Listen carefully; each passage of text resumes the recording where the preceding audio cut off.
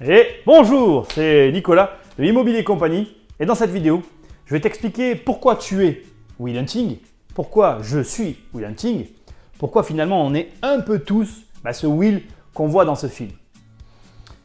Avant, juste là, je te mets un lien et en fait, j'avais déjà fait une vidéo où j'utilisais un passage de ce film et en la montant plutôt, parce qu'il faut être honnête, c'était en la montant, je me suis dit mais mince, j'ai dit une partie de ce que je voulais dire. Et du coup, je vais là maintenant juste aller un peu plus au fond. Donc, il n'y a pas besoin de regarder d'abord cette vidéo. C'est juste si tu veux voir ce que j'avais dit la dernière fois. Mais en gros, l'idée, je vais te montrer quand même ce qu'il y a dans ce personnage de Will Hunting que nous avons tous en nous et que nous devons combattre. Will, c'est l'histoire d'un génie qui finalement a l'air de prendre un malin plaisir à rater sa vie. Un génie rebelle qui vit finalement dans la banlieue de Boston et qui passe son temps à commettre des petites infractions, au moment où le film commence, se positionne, il a déjà commis plusieurs infractions et il est dans une position, on va dire, délicate. Maintenant, c'est à moi, mon garçon. Ça fait 10 minutes que je suis assis ici et que je feuillette votre casier judiciaire et je n'en crois pas mes yeux. Juin 93, agression. Septembre 93, agression. Vol qualifié de voiture, février 94. Il se trouve qu'à ce moment-là, Will résout finalement une équation parce qu'il a trouvé un job de femme de ménage, je ne sais pas si je peux dire ça comme ça, d'homme d'entretien, peut-être plus ça le terme. Et finalement, il a accès à une équation et c'est lui qui résout cette équation et il la résout sans participer au cours du professeur de maths en question.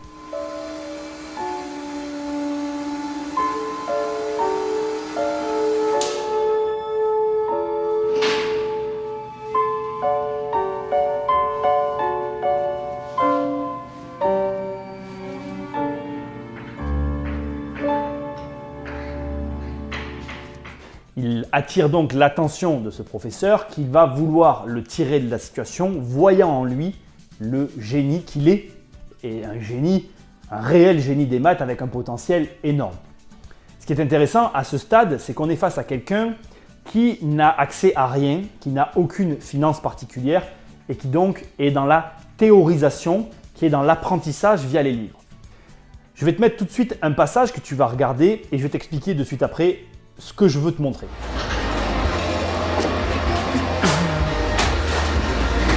Puis après, il est parti.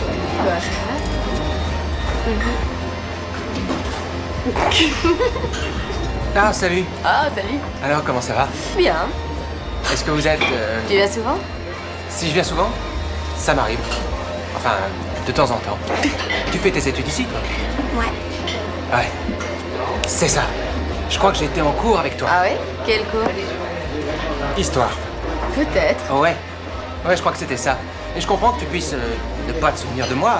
Mais moi, je me plais ici. Et ça veut pas dire qu'être ici, ça fait de moi un génie. N'empêche que je suis plutôt doué. Quoi de neuf? Comment ça va? Ça va, et toi? Et je vais vous dire, Quel cours tu as dit que c'était déjà? Histoire. Ah oui, un cours d'histoire. J'espérais que tu serais peut-être en mesure de me donner une idée de l'évolution de l'économie de marché dans les colonies du Sud.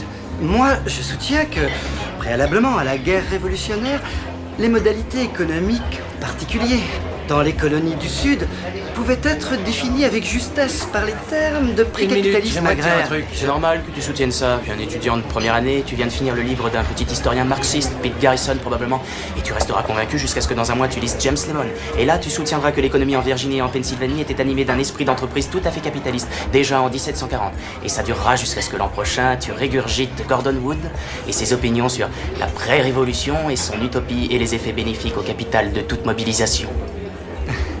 Je ne pense pas que je le ferai parce que Wood a tendance à sous-estimer l'impact des distinctions. Wood a tendance à sous-estimer l'impact des distinctions sociales fondées sur la fortune, en particulier la fortune héritée. Tu as lu ça dans Vickers? Travail dans le comté des sexes, page 98. Ouais, je l'ai lu aussi. T'allais nous régurgiter tous les bouquins, tu n'as pas une idée personnelle sur le sujet?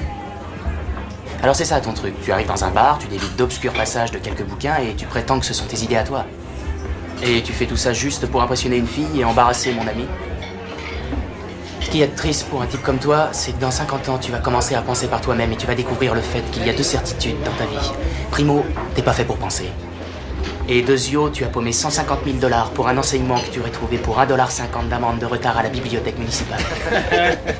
Tu viens donc de le voir, finalement, à répondre à un autre étudiant en connaissant parfaitement la page et les éléments que citait l'étudiant en question pour essayer de mettre son ami mal à l'aise. Et la réponse de Will est d'une redoutable efficacité car il a une mémoire visuelle et auditive. Il a un petit peu tout ce dont tout le monde rêverait d'avoir dans son quotidien. Donc une énorme capacité à absorber, digérer et connaître l'information de sorte que tu ne peux rien lui opposer.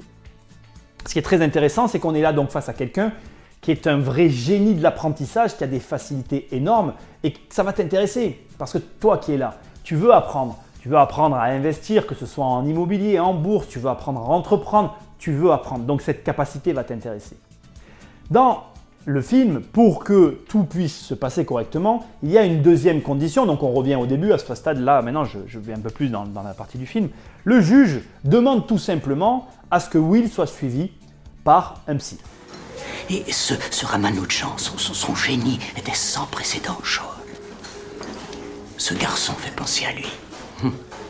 Mais il est un peu sur la défensive. Et j'ai besoin de quelqu'un qui communique avec lui. Comme moi. Oui, quelqu'un comme toi. Pourquoi? Eh bien parce que vous avez le même genre de background. Quel background? Vous venez du même quartier.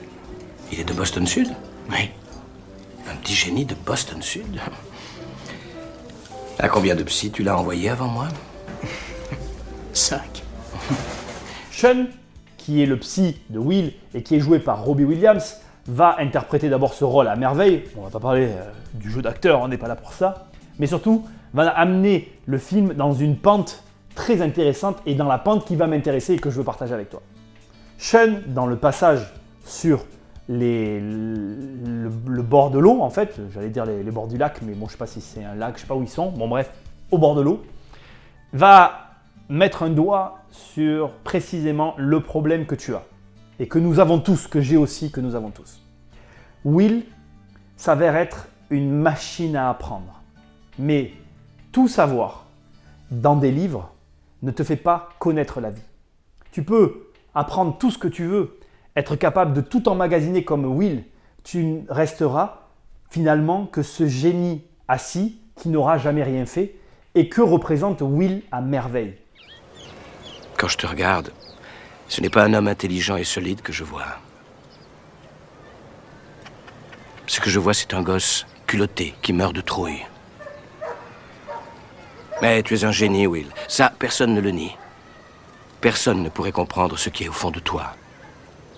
Mais toi, tu présumes que tu sais tout de moi parce que tu as vu une toile que j'ai peinte et ça te permet de disséquer ma vie.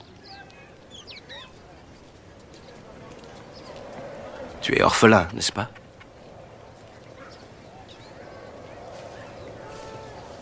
Tu crois que je sais quelque chose des difficultés que tu as rencontrées dans la vie, de ce que tu ressens, de ce que tu es, sous prétexte que j'ai lu Oliver Twist? Est-ce que ça suffit à te résumer? A contrario, Sean va l'encourager à lâcher ses livres et à aller à la confrontation avec la vie, à mettre sur la table les cartes, comme ils disent eux-mêmes, puisqu'ils comparent la vie à un jeu de poker durant tout le film, et à chercher à lui montrer que les livres, c'est une chose, mais tout savoir théoriquement sur une chose ne te fait pas savoir réellement ce qu'elle est. Et si je fais cette deuxième vidéo finalement, qui a un lien avec la première que j'avais faite, c'est parce que je voulais vraiment attirer ton attention que ce phénomène qu'il y a dans ce film, le comportement qu'a Will par rapport à la connaissance, est un comportement défensif pour nous éviter de passer à l'acte. Ça nous évite complètement de nous mettre en danger et de voir comment on va réagir. Seulement, le problème de ce genre de comportement, c'est que le danger, la mise en danger, la mise et la prise de position face à des éléments divers, qu'ils soient de l'investissement, de l'entrepreneuriat, ou qu'ils soient tout simplement amoureux comme dans le film, ou même les bagarres que vont générer Will, sont tous conditionnés par la prise d'une position réelle dans le concret. Ce qui est intéressant avec les bagarres que je viens de donner et que Sean analyse à merveille dans le film, c'est que si Will se risque sur le terrain finalement de la délinquance, c'est parce qu'il est entouré par une bande de loupards, si je puis dire ça comme ça, les loupards, bon bref, par des gens tout autour de lui, qui lui permettent d'être dans une zone de confort lorsqu'il va commettre des infractions. Mais dès qu'il va s'agir de mettre en avant ses capacités intellectuelles, étant dans un environnement qui ne lui permet pas d'avoir cette même confiance, il est sur la réserve et il se réfugie dans les livres et la connaissance sans chercher finalement à expérimenter, à mettre en place dans le réel tout ce qu'il a appris dans la tête. Alors tu as compris là où je t'ai emmené et c'est finalement, j'ai envie de te dire le point de cette vidéo. Savoir ne t'amènera jamais à rien. Pour réussir à connaître les choses, il faut les éprouver, il faut les ressentir, les vivre. Il n'y a pas d'autre moyen qu'à un moment donné de passer à l'action. Et on peut te dire ce qu'on veut. Tu peux apprendre tant de choses que tu as envie. Si à un moment ou à un autre, comme Will finalement à la fin du film, tu ne prends pas les devants pour faire un choix et te mettre en position et aller au charbon, aller dans le réel, acheter un bien, acheter des actions, créer ta boîte, il ne t'arrivera rien. On va appeler ça le phénomène de Will. Et si tu as ce phénomène de Will en toi, mais on a tous à un moment donné un besoin de savoir pour se conforter, pour se réconforter, pour se donner finalement du courage, eh bien ce n'est pas grave tant que c'est pour te donner du courage. Ce qui est grave, c'est de faire comme Will, c'est de tomber dans une espèce de spirale où finalement tu te retrouves à apprendre sans ne jamais agir. Tu vas la revoir? J'en sais rien. Pourquoi? Je l'ai pas appelé. Tu te conduis en amateur. Je sais ce que je fais. Oui. Oui. Faut pas vous en faire, je sais ce que je fais. Ouais. Mais cette fille, elle est super belle, elle est marrante, elle est futée. Elle est différente de toutes les filles que j'avais vues. Alors appelle-la, Roméo. Pourquoi? Pour me rendre compte qu'elle est pas si futée, qu'elle fait chier le monde? Ouais, je vais vous dire, cette fille est vraiment parfaite pour l'instant et je veux pas foutre ça en l'air. Peut-être que tu es parfait pour l'instant et que tu ne veux pas foutre ça en l'air. Je trouve que c'est super comme philosophie, Will. Ça te permettra de vivre toute ta vie sans jamais avoir vraiment à connaître personne. Tu n'es pas parfait, vieux. Et laisse-moi t'épargner le suspense. La fille que tu as rencontrée, elle n'est pas parfaite non plus. Mais la question est de savoir si vous êtes parfaits l'un pour l'autre. Tout le truc est là. C'est le véritable sens de l'intimité. Peut-être que tu crois tout savoir sur tout, vieux, mais ça, la seule façon de le savoir, c'est de tenter le coup. Tu l'apprendras sûrement pas d'un vieux con comme moi. Et même si je le savais, je le dirais pas à un petit merdeux comme toi. J'ai conscience que ce n'est pas facile, mais j'ai conscience que ce n'est pas simple de passer à l'action, ce n'est pas simple de mettre en pratique des choses que finalement on n'a jamais testées, mais je n'ai pas d'autre manière de te montrer la bêtise d'une telle situation que par ce film, et c'est ce que j'avais vu en montant la précédente vidéo. Alors je vais quand même te donner un petit conseil qui finalement vaut ce qu'il vaut pour que tu puisses quand même passer à l'acte. Et le conseil, tu l'as déjà entendu puisque je viens de te le dire dans l'analyse, effectivement l'idéal c'est de t'entourer de personnes qui vont en tout cas te donner envie. Je ne te parle pas d'être autour d'investisseurs, je ne te parle pas d'être avec des entrepreneurs, des gens inspirants. Je ne te parle pas de cette histoire de 5 personnes autour de toi qui représentent la moyenne de tout ça. Moi, ce n'est pas trop mon truc. Non, il y a des gens, et tu vois très bien de quoi je parle, il y a des gens, tu vas être à leur contact et ce sont des gens qui ont la joie de vivre. Ce sont des gens qui vont te dire « moi j'ai fait ci, moi j'ai fait ça », il n'y a pas de jalousie dans leur manière de parler et ils vont communiquer ça avec toi. Ils vont avoir une tendance bienveillante par rapport à ce que tu vas faire et vice-versa. Entoure-toi de personnes comme ça, entoure-toi de gens qui ont cette capacité à insuffler en toi quelque chose qui te donne envie d'avancer. Ne reste pas au contact de gens qui te tirent dans la mauvaise direction. Ça sera fini quand tes entretiens? La semaine après mes 21 ans. Ouais, ils vont te trouver un job, quoi. Oui, les fesses. Les fesses sur une chaise à faire une longue division pendant 50 ans. Ouais, mais probablement bien payé. Je vais être un putain de rat de labo. Mieux que cette merde. Au moins, tu te sors d'ici. Ouais, pourquoi je devrais m'en sortir? De toute façon, il va falloir que je vive ici le reste de ma vie. Ouais, toi et moi, on sera voisins, tu sais. On aura des gosses, on les emmènera jouer au baseball à Foleyfield. Écoute, t'es mon meilleur ami, alors va pas le prendre mal, mais dans 20 ans, si jamais si t'habites encore ici, et que tu viens chez moi pour voir les matchs à la télé et que tu bosses encore sur le chantier, je peux te dire que je te tue. C'est pas une menace, hein, c'est un fait, crois-moi, je te tue. Je peux savoir de quoi tu parles? Écoute, tu as quelque chose que n'a aucun de Ah, nous. ça va. Pourquoi c'est toujours le même baratin? Tu te le dois à toi-même de le faire. Et si j'ai pas envie de le faire? Non, c'est pas à toi que tu dois quelque chose, vieux. Tu le dois à moi. Parce qu'un beau matin, je vais me réveiller et j'aurai 50 ans. Et je ferai le même boulot à la con. Et ça fait rien, ça, c'est bien. Mais toi, t'es assis sur un billet de loterie gagnant. T'es trop lavette pour te le faire payer. Et ça, c'est de la connerie. Tu vois, moi, je ferai tout pour avoir ce que tu as. Comme tous les autres mecs ici, d'ailleurs. On prendra ça comme une insulte si t'es encore là dans 20 ans. Traîner ici, c'est une putain de perte de temps pour toi. Je pense que c'est un conseil qui peut t'aider. Maintenant, tu peux toi aussi avoir d'autres conseils. Mets-les dans les commentaires. Si tu connais des personnes qui sont atteintes de ce phénomène de Will, partage-leur cette vidéo pour qu'ils voient qu'ils ne sont pas seuls, pour qu'ils voient qu'on est tous atteints. Moi, dans certains domaines, j'ai tendance à vouloir tout savoir pour pouvoir me lancer. Et c'est pas parce que je sais tout que je vais réussir à faire les choses au départ ou à l'arrivée, peu importe. C'est juste parce que j'essaye juste de réconforter mon esprit pour lui donner envie de passer à l'acte. Mais la vérité, c'est celle qu'on voit à la fin du film et c'est celle que je vais te laisser maintenant pour conclure cette vidéo. La récréation est finie. Pourquoi vous me foutez dehors? Shane, je comprends pas. Enfin, je veux dire, vous me faites un cours à moi sur la vie et regardez-vous, espèce de vieux paumé. Qu'est-ce qui vous motive? Travailler avec toi. Où elle est, votre âme sœur? Vous voulez parler d'âme sœur? Où elle est, la vôtre? Morte. Ah oui, elle est morte.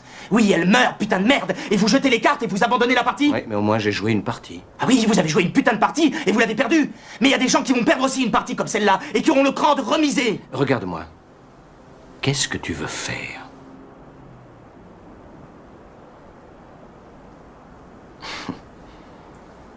Toi et tes réponses à la con. Tu as toujours une réponse à la con pour tout le monde. Moi, je te pose une très simple question et t'es pas foutu de me donner une réponse simple. Parce que tu ne sais pas. Bon. Salut, pauvre type. Il n'y a qu'un seul moyen de voir si on a acquis une chose, eh bien, c'est de faire cette chose. Je te dis à très bientôt dans une prochaine vidéo. Salut! Bon, tu t'en vas déjà? Investir, c'est plus fort que toi.